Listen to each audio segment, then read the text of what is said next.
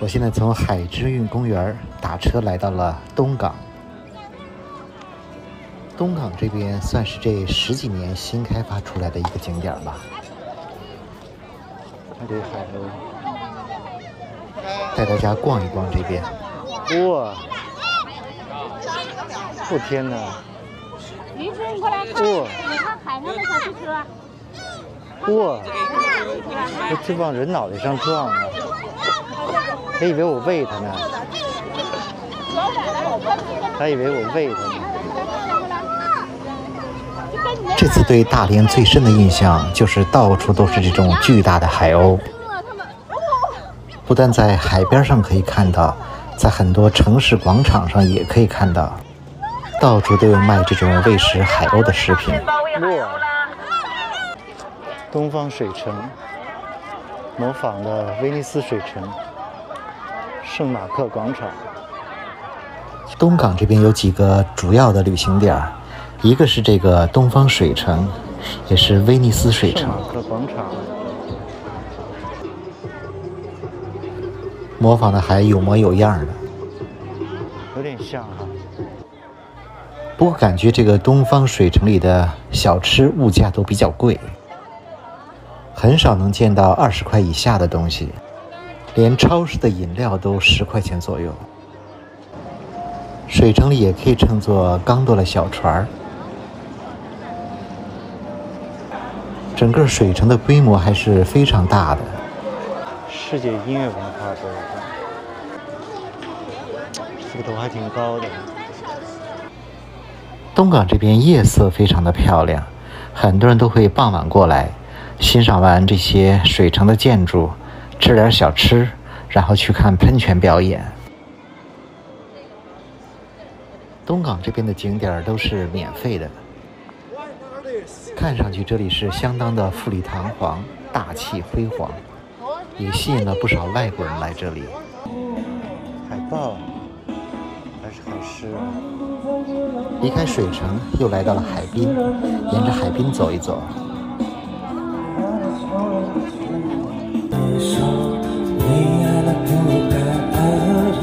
你的心中满是什么？你说你想要不开心的错，心中满是灰暗。你说你尝尽了生活的苦，找不到可以相信的人。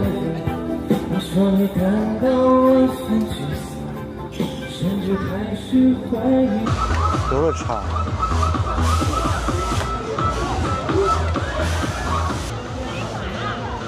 我爱大连。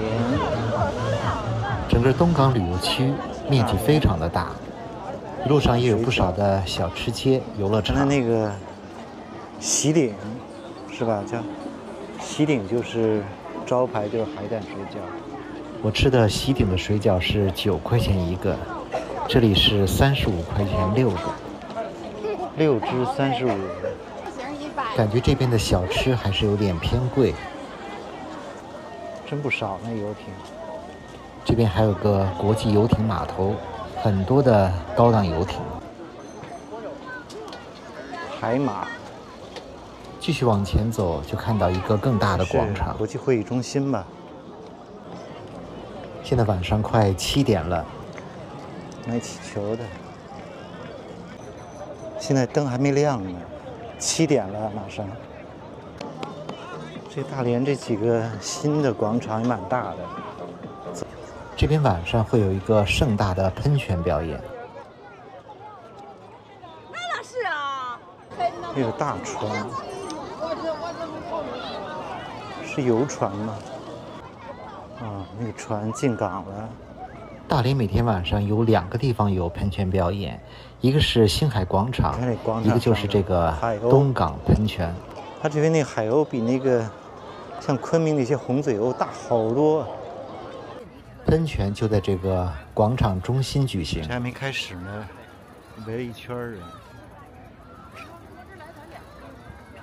有人说这个东港的音乐喷泉表演比星海广场的还要大。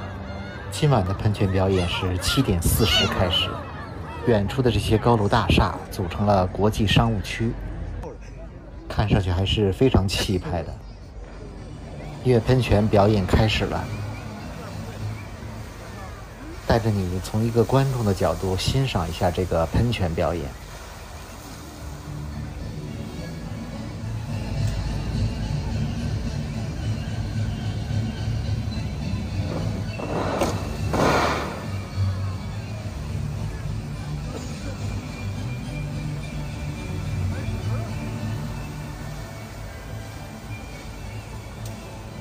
我这次来大连只算是路过，不能够非常深入的拍摄。其实来大连至少要玩个5天到1周的时间吧。大连市区这边就要至少玩3天，旅顺和金州那边也要各玩1天。另外最好还安排一些周边的小的岛屿的旅行，这样算下来至少就要1周的时间。我个人认为，大连虽然比很多地方夏天都要凉快一些，但白天还是有一点闷热，加上暑期游客太多，所以旅游的体验稍微差了一点点。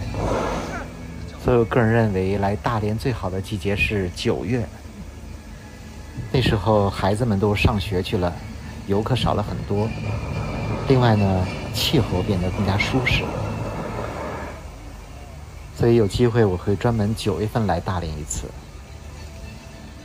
另外，好多人关心我这次来是不是见了唐伯虎。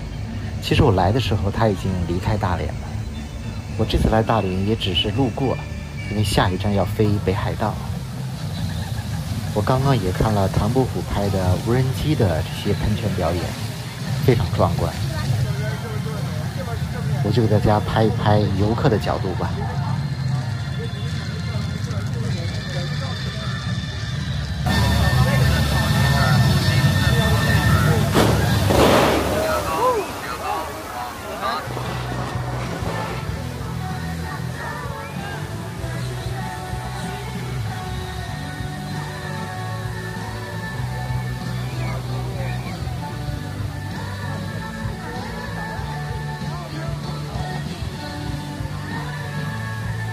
不得不说，国内这些大城市夜景工程做的是非常的大气。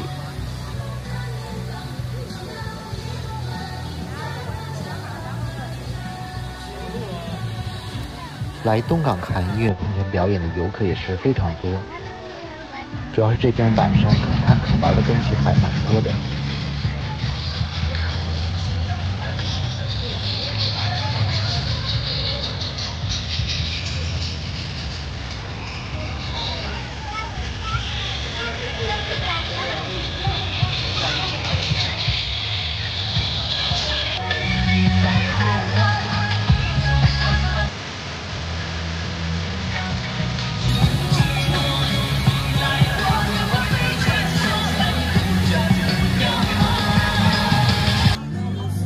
在大连只停留了短短的2个晚上。